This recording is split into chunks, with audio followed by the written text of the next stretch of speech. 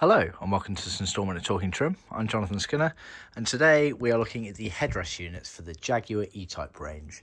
So typically speaking, the Series 2s and the Series 3 Jaguar E-Types had headrests. The very early and quite rarely seen E-Type, some of the sort of Series 1.5s, also had some headrests fitted, and some of those headrests on the very early cars were actually what they refer to as pleated or barrel type headrests, which were quite different to these ones, so kind of ignore that factor. We're talking about the much more commonly seen spec for Series 2 and Series 3, which were obviously the spec here. It's also worth noting that this video completely applies to some of the Jaguar saloon models, the XJ6 and XJ12s. I believe the Series 1 and Series 2s also had these headrests to this exact same spec, so you can also refer to that if you have one of those cars. But generally speaking, these were very commonly seen on the E-Types. And what we've got here is we've got the sewn covers as you would receive them normally as part of our kits, including the trim kits. And then we've got a lot of the hardware items. We're in the process of trimming some up for a customer, and I thought I'd do a video just showing one trimmed and the other one not trimmed. Now, it's worth noting, if we're looking simply at the headrest cover, the centre panel itself here on the earlier cars was plain, i.e. it would just be leather like that. On the later versions, it had this embossed pattern on it to match the pleated panels on the actual seats themselves. So these are actually, all of this is going into a Series 3. So they're embossed. So yeah, you obviously get the sewn covers, which it's all leather, embossed centre there, and it has paddings on the inside, etc.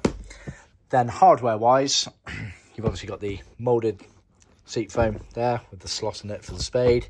That is the Spade element there. So if your old one is missing or no good, we can supply those elements there with the stalk element.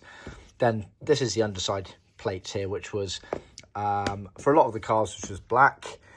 Some of the later cars, they painted them the same colour as the trim, or roughly the same colour as the trim. We can also offer them trimmed up in exactly matching. This has actually been done in leather to match the leather of this, which is biscuit light tan in the smooth finish leather. There, we've got the luxury of an in-house leather skiving machine, which means trimming parts like this is a lot easier to attain a nice finish on those. So we can offer that there. And then we've got these two elements here. These are effectively, what's the best way of, protectors for the seat covers, I guess. So obviously they sit in the back of the actual framework of the seat, and they basically protect the seat cover from this rod element of the headrest Spade from poking out and protruding too much into the back of the seat cover. If you notice on your seat covers, when you move this up and down in the slot of the seat cover, you tend to see a little sort of indent on the back of the seat cover where this is kind of protruding out.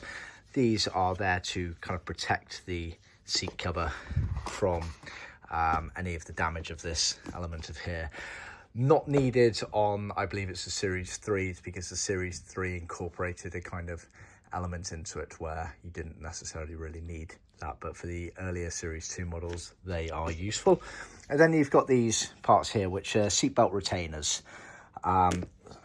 We've, again, trimmed this one up so it all matches, and it goes round, obviously, the headrest stalk, and then you slot your seatbelt through, and it just gives it, helps keep the seatbelt a bit of positioning and stops it from effectively dragging on the top of the kind of elbow of the seat cover. I've got these in my car.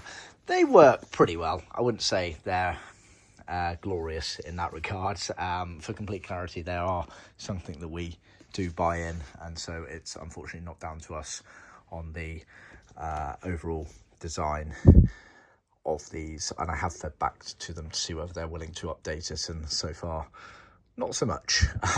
But yeah, they certainly look nice. They're a nice addition to the restoration side of things, and like I say, I've got them in my car.